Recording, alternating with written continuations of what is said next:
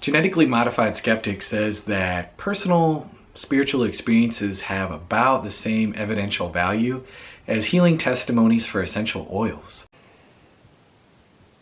Hey everybody, my name is Eric Manning. I am the writer for isjesusalive.com, a website that looks at the evidence for Christianity.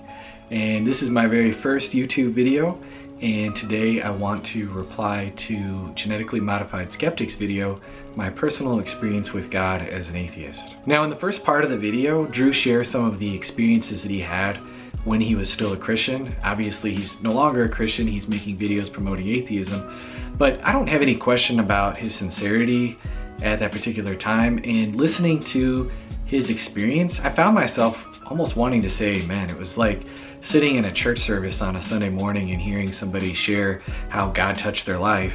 And I think that's pretty much Drew's point. Now, I would definitely recommend watching the video in full, and if in the description down below, you can go ahead and watch it. It's definitely worth your time. Now, what Drew really gets into, and what I really want to spend time responding to, is the objections that he gives us to why he began to doubt his experience. I find that these are actually two of the very most common objections that people raise when it comes to using the argument from religious experience. So I'm going to go ahead and let Drew give his first reason as to why he began to doubt his experiences. Experiences with God had strengthened my faith, but were they any more reliable than others' personal experiences with essential oils? Probably not. I went on to learn that psychologists have been studying religious experiences for over a century. They've found that experiences of the supernatural had certain triggers like music, large crowds, extended exercise, meditative states, sensory deprivation, drugs, sleep, food, and water deprivation, and much, much more. Scientists have even tracked brain activity during supernatural experiences and have seen predictable patterns, many of which can even be replicated. Now, what Drew's saying here isn't completely wrong. People have had spiritual experiences after praying, meditating, running, or even taking drugs. How many should I get? 30. That's what I was thinking. But that doesn't mean that those particular activities that they participated in is what caused those spiritual experiences just all by themselves. What Drew's doing here is he's committing an informal fallacy. It's called post hoc ergo propter hoc. Now, in not so fancy Latin, all that means is that after this, therefore because of this. But just because people have had spiritual experiences after praying, fasting, meditating, doing these different things, it doesn't mean that those particular things were caused just by themselves by those activities. I want to give you guys an example, and since Drew isn't a fan of essential oils as alternative medicine, I'm going to go ahead and use that just to prove my point.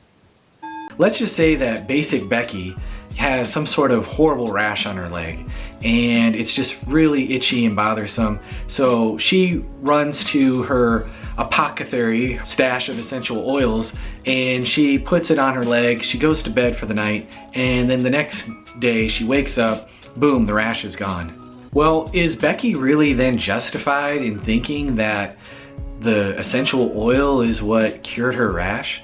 Well, no. I mean, she could have just been exposed to some sort of chemical that caused the rash. She got away from said chemical and the rash just cleared up on its own.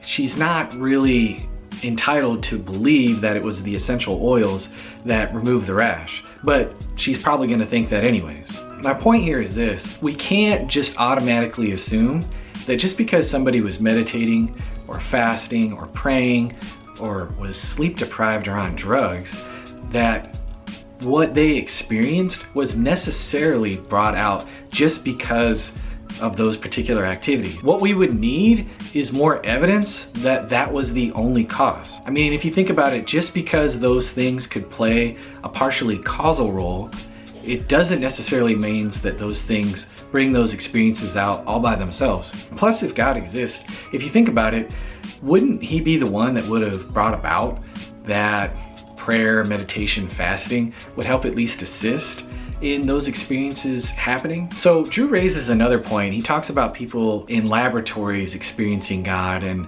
scientists finding certain correlations with brain activity. You know, what's up with that? What Drew's doing is a common logical blunder, and it's assuming that correlation implies causation. But we know that just because two things run together, that doesn't mean that one thing causes the other thing. We can find some really hilarious examples of this. Like, did you know that the number of people who drowned by falling into a pool correlates with movies that Nicolas Cage appeared in?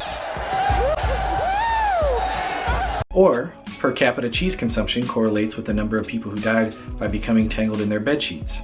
That's it, cheese. And if you think about it, if God does exist, it would be hardly shocking that our brains were doing something when we're actually encountering him. So for a person's brain to be active while they're saying they're having a spiritual experience would hardly be surprising. The Bible doesn't say that we're just spirits, that we're spirit, soul, and body. It would be weird to think that if somebody was experiencing God, that just there was no brain activity going on whatsoever. And so for this reason, I don't think that the whole neuroscience objection really works. In fact, there's a neuroscientist from the University of Boston. His name is Patrick McNamara. I'm going to go ahead and link one of his papers in the description down below. But he talks about that even if we had all the explanations of what people need to have in their brain to even have religious experience, or what is exactly going on in a person's brain when they have religious experience, and let's just say we remove that part of their brain and they no longer have religious experience. He says that all we could conclude is that religious experience is realized in the mind, that by itself isn't caused in the mind. And so here's the main takeaway. If you're gonna say that religious experience is just a product of the mind, you're first gonna have to show that materialism is true and that God doesn't exist, and that's a much heavier burden of proof. So I'm going to go ahead now at this point and let Drew give his second objection. After that, I learned about the religious experiences of those of other faiths. Apparently, people of basically every religion on the planet have reported experiences very similar to my own. Personally, sensing and interacting specifically with one's own deity is a universal experience regardless of the deity that one worships.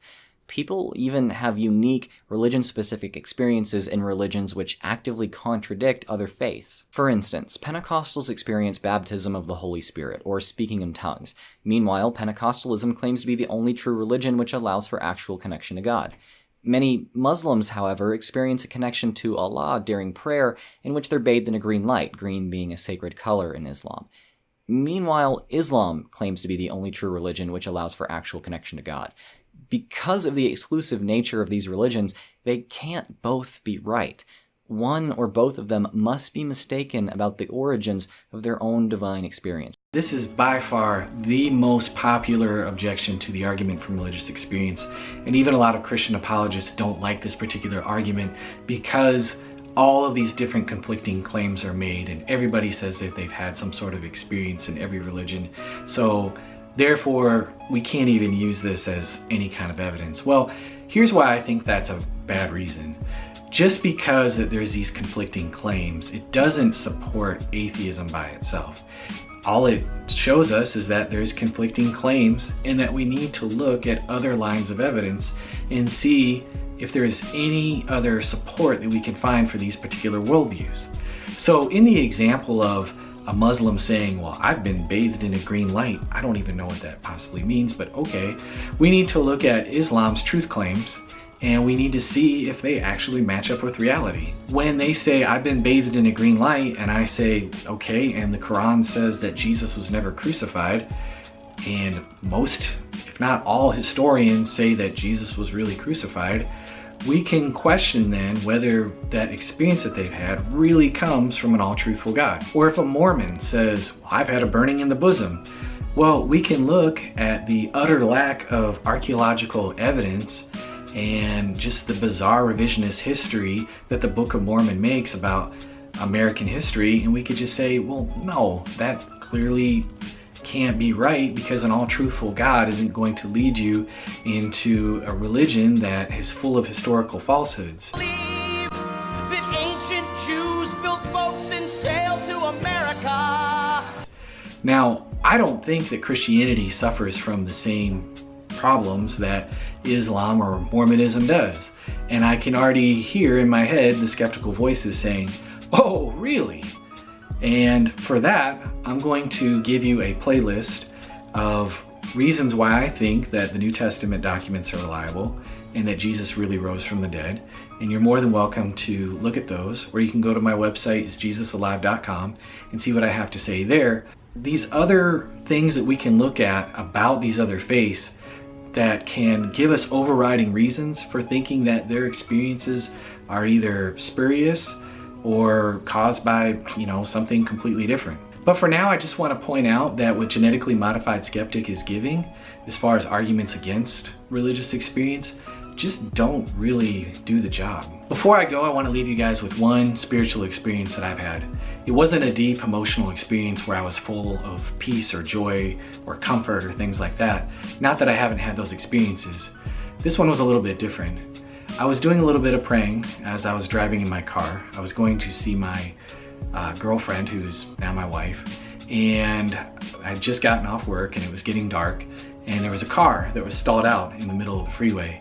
I didn't see the car. It was a little bit on a hill, on an incline, and the sun was going down. But on the side of me, I heard a voice say, "Get in the other lane." Without really thinking, I went ahead and changed lanes. I figured I had nothing to lose. There was a car behind me that ran full speed into the back of this car. You could hear glass shatter, parts of the car scatter. I immediately called 911. I was extremely thankful. Obviously, I didn't hit this car, but I felt horrible for the people behind me. But because I heard this voice and I listened to it, my life was spared. Now, I'm not telling you guys this experience because I'm special and God loves me more than those people. I'm not even here to give a theological explanation for that. My point is this: could it be possible that there's more to religious experience than just feelings and emotions? And while this is just anecdotal evidence, and it doesn't by itself prove that Christianity is true by any stretch of the imagination, when people tell stories like this, it ought to make us hungry. It ought to make us want to look more into the evidence, as I said earlier, and see if there are other things that line up with reality about these claims that Christianity makes. And that's what I want to leave you guys with. Thank you everybody for watching this very first video. I hope to make many more. If you like this video, please go ahead and hit like and subscribe. If it helped you and you think it'll help somebody else, feel free to go ahead and share. In the description, I will link my blog and social media pages. You're welcome to give me a follow on there. And as Bob Ross would say, I wish you a happy painting, and God bless, my friend.